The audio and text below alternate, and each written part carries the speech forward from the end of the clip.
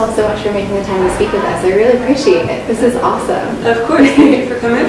So when did you realize that like what you would write and what you would publish, and like when did you see that would actually have an impact on people's lives and their companies? When did that realization kind of hit? Oh wow, I was probably covering, you know, all the tips, but it was probably covering Instagram.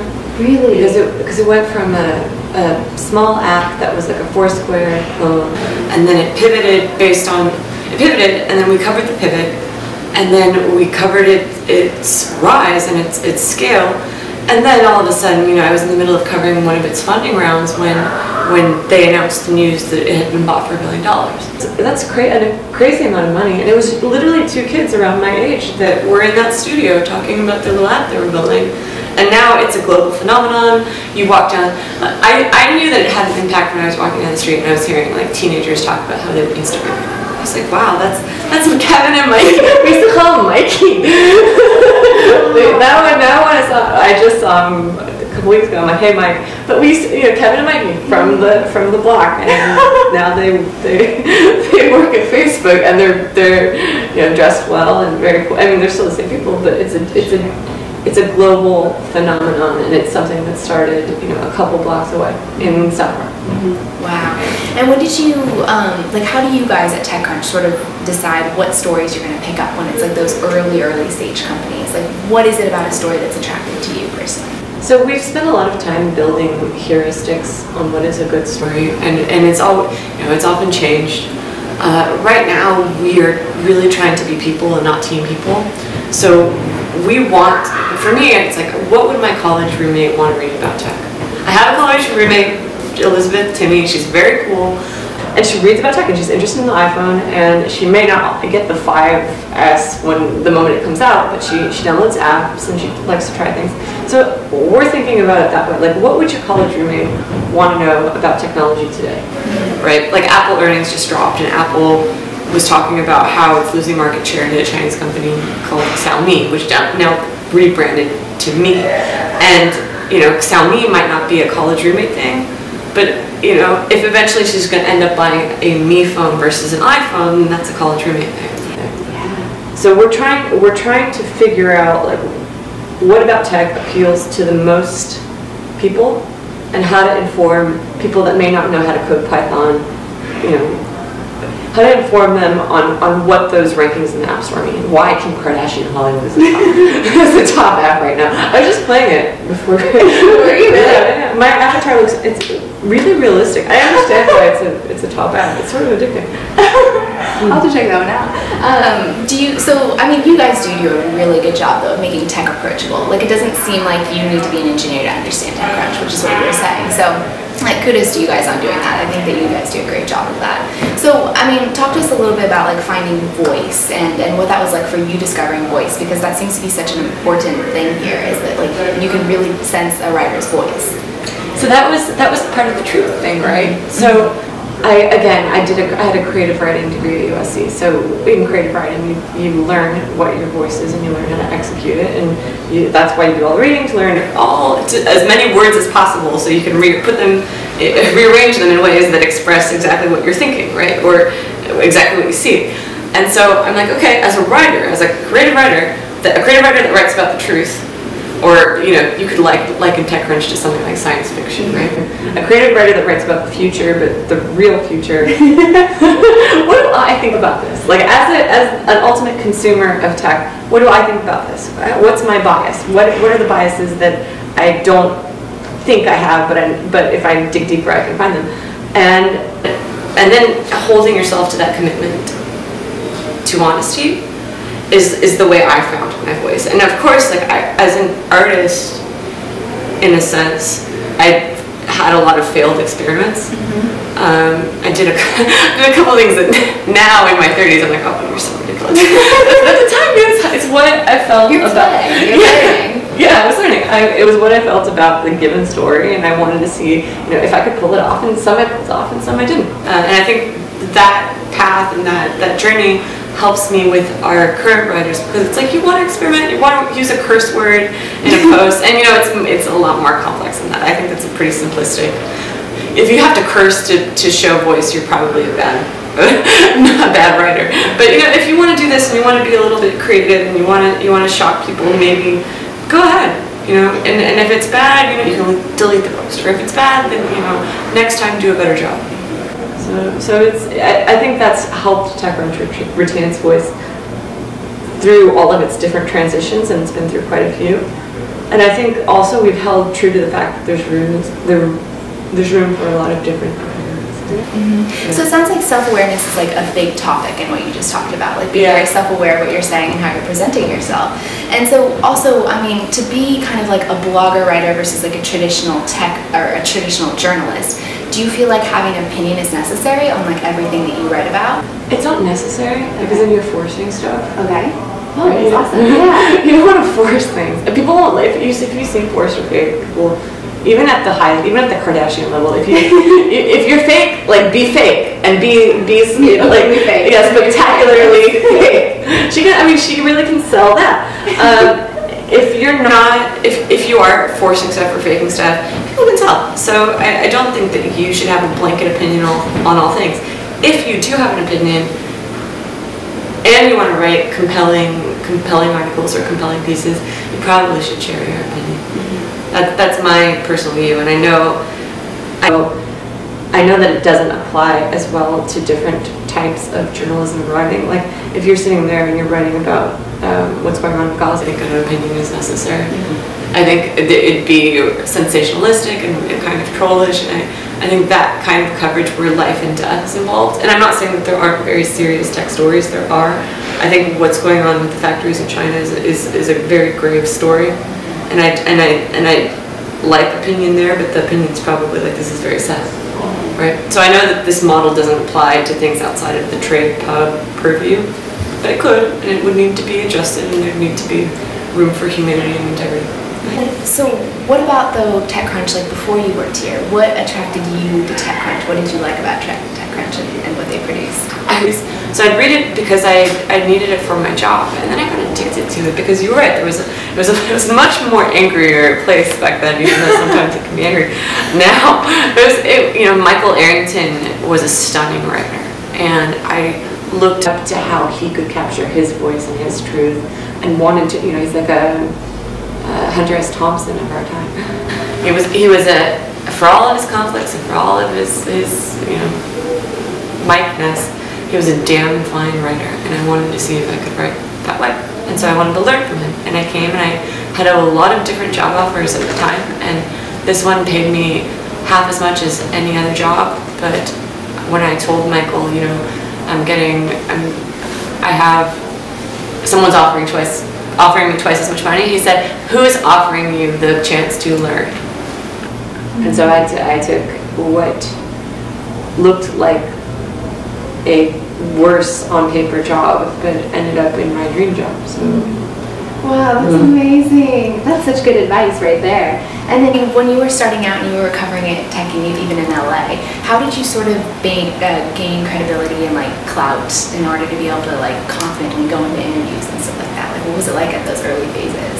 I've always been shy. I'm still shy, and when I do interviews now, and they almost it's hit or miss. And I've had so much media training too. Eventually one day I'll like wake up and be really good. I'm not there yet. So I same thing you do every day. You wake up, put on your pants. You're like, I'm gonna do this. Do my best. And that's what I did. And it eventually got better.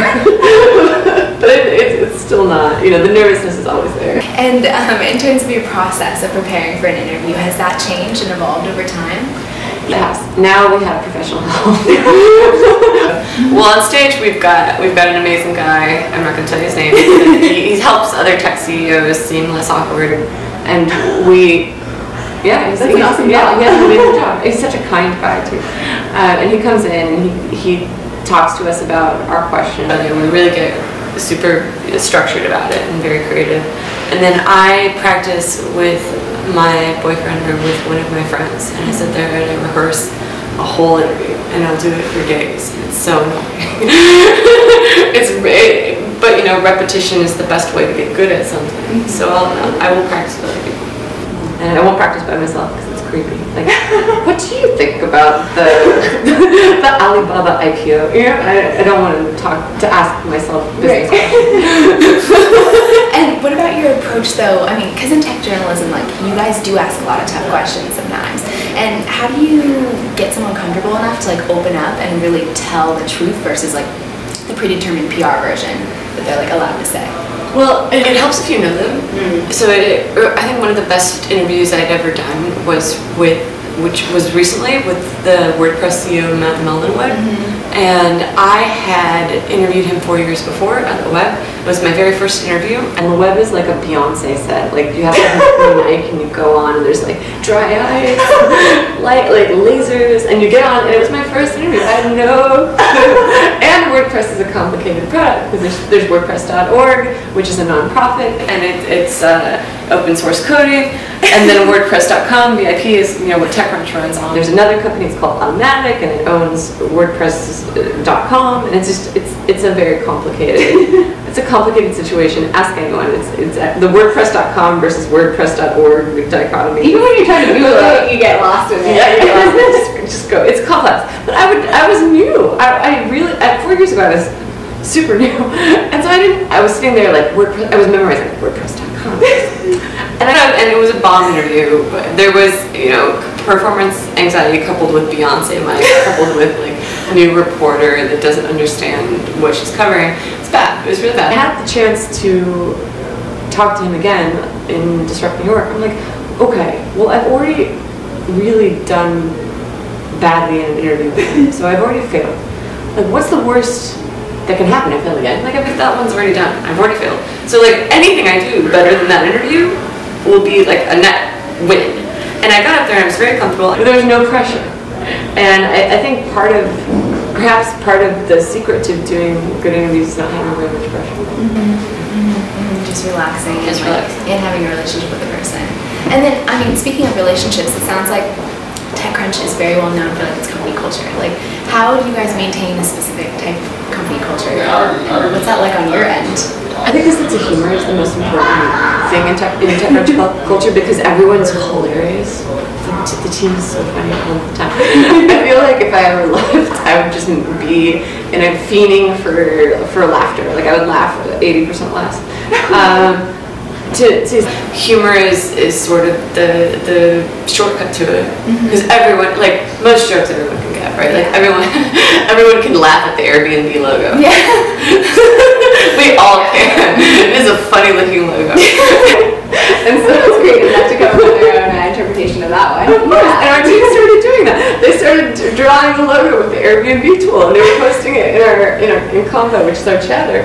And I'm like, guys, we have to show the world. We have to show the world people art. Yeah. So we make jokes, and we try not to take ourselves too seriously, but in the situations where we do need to be serious, like we sort of lean on each other, and there's a great camaraderie, but there's also this peer pressure to do your best work because you know that your team needs it. You know that everyone around you is trying to progress TechCrunch forward. We think it's sort of like a miracle that we exist. We are a part of a larger company that needs to figure itself out. They know. And they know I say this too. But like we are a part of a larger company that's trying to adapt to a changing world that's been around. And they're trying. They're trying real hard. So we feel really grateful to have the opportunity to be here and to work around each other and to cover an industry that's really rapidly changing and that we all love and are passionate. Yeah. And on a day-to-day basis, do you find yourself though like taking care of more like managerial type things, or like how do you divide up your time and still write and produce content and everything?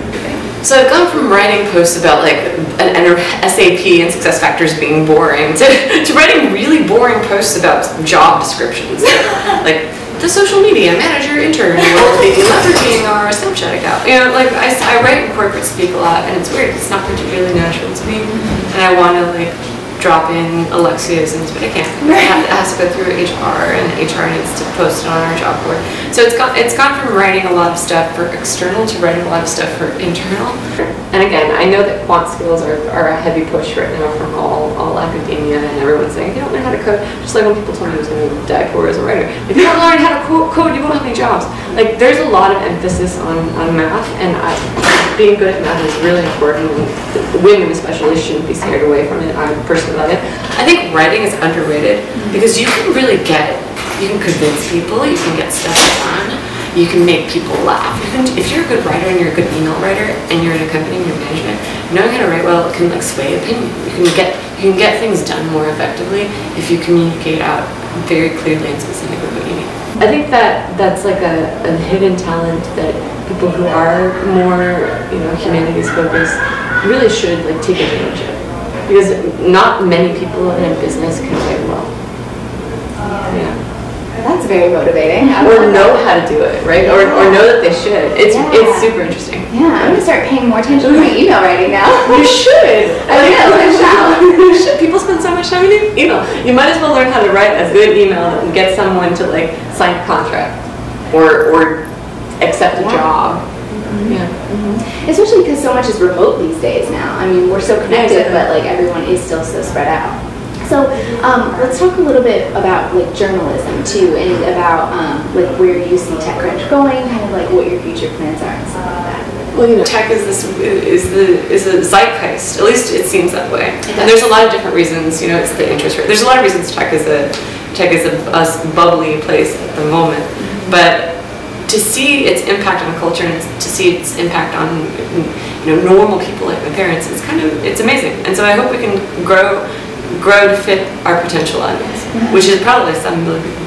Wow. I want us to grow to fit everyone. Yeah, I really love that. And then also, I mean, in a world where like filmmakers and artists and journalists, everyone's trying to get their voice heard, and everyone can be content creators and are content creators. What advice also do you give to like people who are trying to get their voices heard, who are like just starting out?